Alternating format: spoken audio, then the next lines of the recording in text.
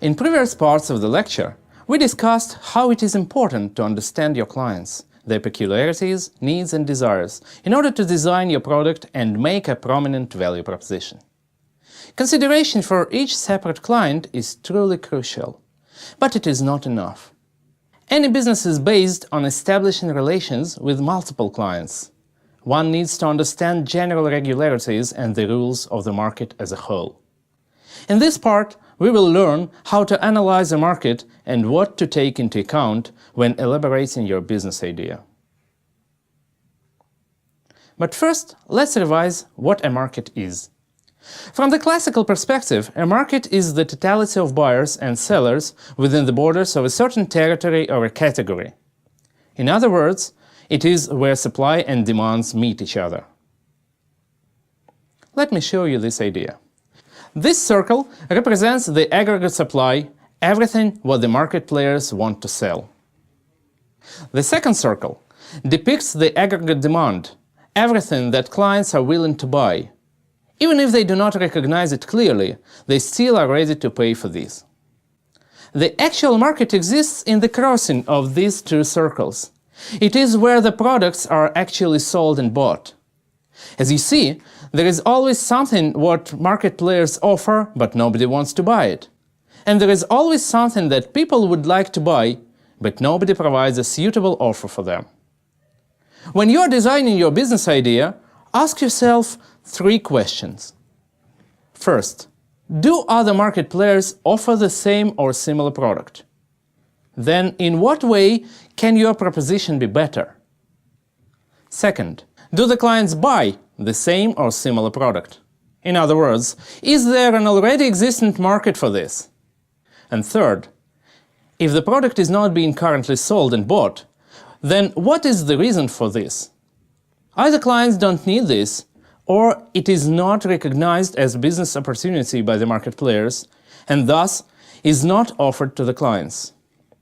If by any reason you think that nobody has yet guessed to offer the product that many people would like to pay for, please just ask yourself the 3 questions again. Make them thoroughly thought through. Any market is not homogeneous. There are 2 ways to determine the market structure. First, the products offered. Second, the clients willing to buy. Both ways may be of use. Use product differentiation when you need to understand the capacities of the market players and choose the proper product category. Switch to client differentiation if you need to design your strategies. From client perspective, any market has 2 specific parts: the market core and the market niches. The market core are the mass group of clients with relatively standard needs and demands. They require standard products, standard processes and operations to deal with. It is here where the effect of the scope is the most feasible. The bigger your market share is, the higher is the number of deals, the less is the cost per each. Market core is usually the area of free competition where the best offer leads to success. The market niches are relatively small groups of clients with specific needs and demands. The necessity to adjust products and processes keeps costs high. Along with moderate market monetary value, this restrains large market players from operating here. Thus, the competition in market niches is weak. The first strong player tends to occupy the niche, while the new entrants face the unattractively long payback period. When designing your business idea, ask yourself what kind of market player you are going to be, a core player or a niche player. Prepare for endless fight for cost reductions and intense competition, learn the rules of the game, and don't forget to innovate if you choose the core. Reconcile with limited growth and process specifics if you choose the niche. Advanced economies are commonly represented by mature markets, with well-established product standards and consumer expectations. They have large market core that accumulates 90 to 95% of the market monetary value.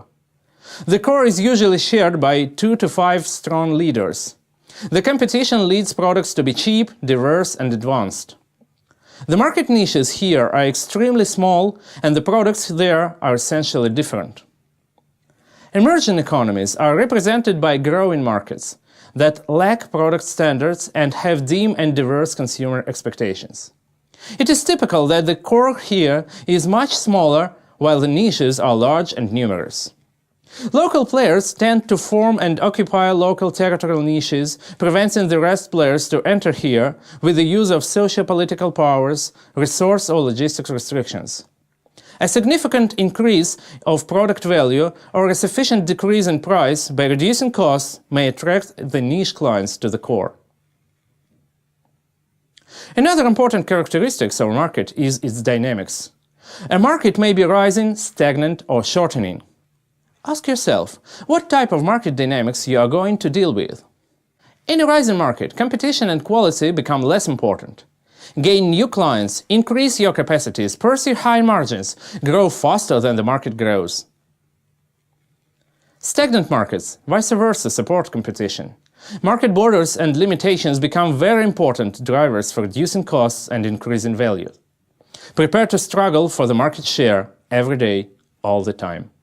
Although shortening markets are typically not attractive and give companies a signal to limit activities or to withdraw assets, there still can be some opportunities.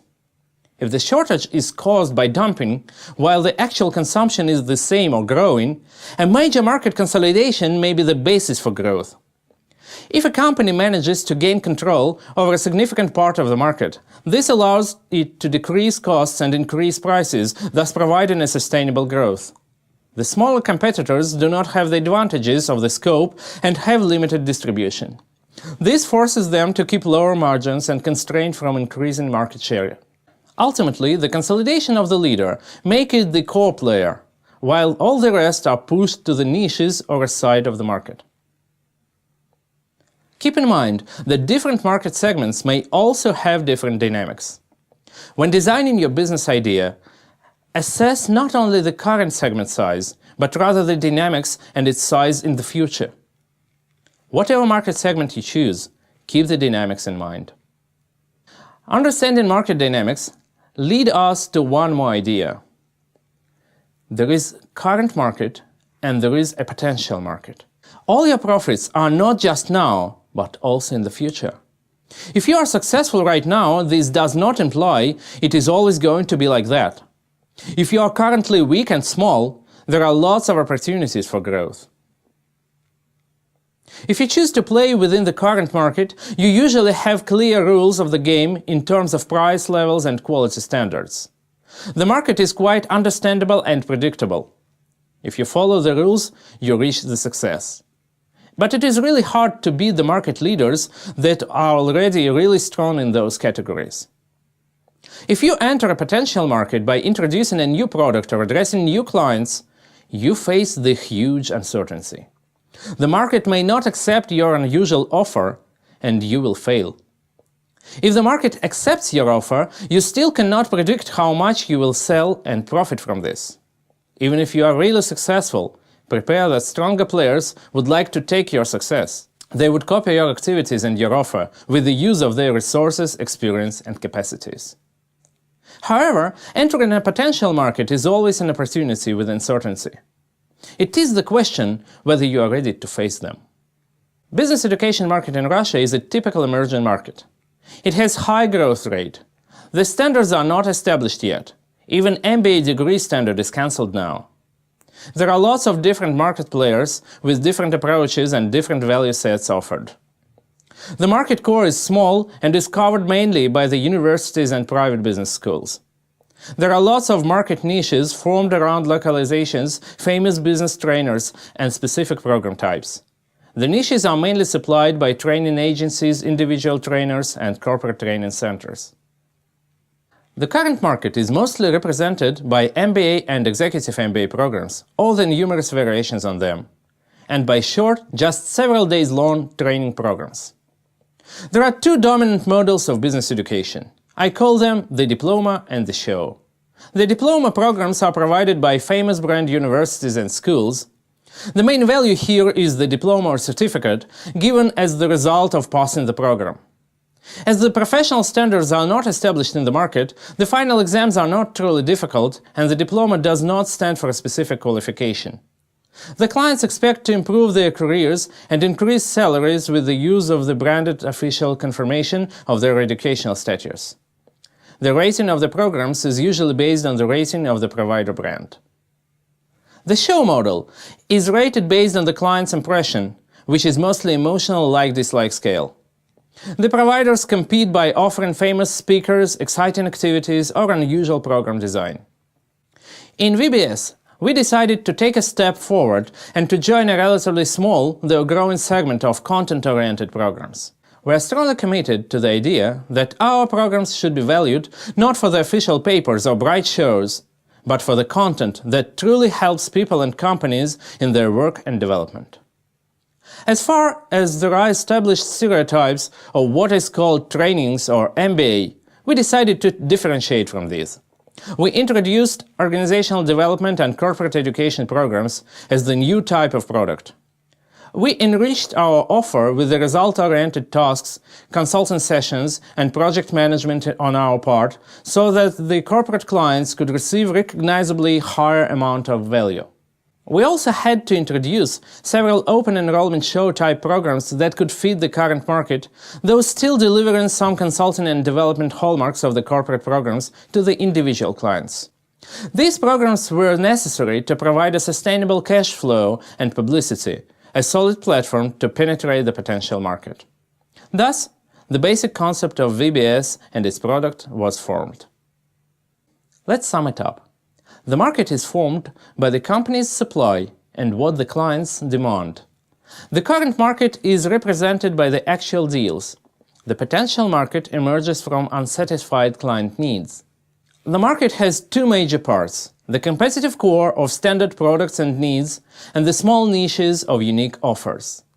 The advanced markets have a large core and small niches, while the emerging markets are much more fragmented and have no evident rules or options for competition.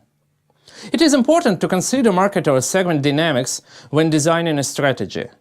Current positions may change dramatically in a period of time. Fit the current rules of the market to ensure the success. Dare to enter the potential market to challenge the leaders. Whatever you choose, develop your strategy thinking of the future, not the past.